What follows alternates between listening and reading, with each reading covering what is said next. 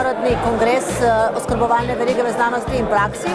Največja prednost tega kongresa je v tem, da se povezuje tako res znanost, se pravi tisti, ki delamo na fakultetah, na univerzi, kot tisti, ki so iz prakse.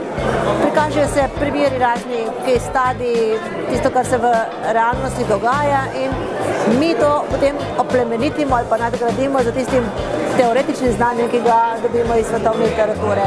Tako da je to koristno za obe strani, torej za udeležence, ki prihajajo direktno iz podjetij, kot tudi seveda za študente, ki jih je tukaj kar nekaj, in pa za vse nas, ki smo zaposleni v tem sektorju visokega šolstva.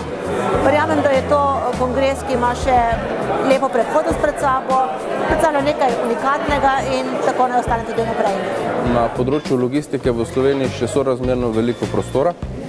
Mi imamo sicer veliko rast tovora, veliko rast prometa tudi. Mi imamo še vedno približno 40% praznih kilometrov in indikatorji se ne spreminjajo, kar pomeni, da še vsega nismo izkoristili. In tu je povezava pravzaprav med naročniki in pa ponudniki logističnih storitev še relativno slaba in tudi po naše kar velika rezerva.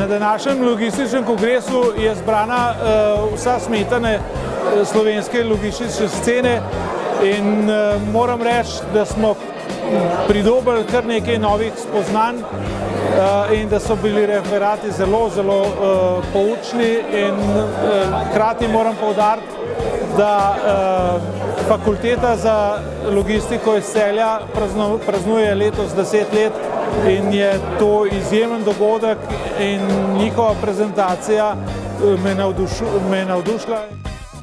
Kongres je zelo koristen iz vidika druženja, mreženja, spoznavanja novih ljudi in seveda v gospodarstvu nam pride to vedno prav za to, da sklepamo nove vezi in potencialno nove posle, nova prijateljstva.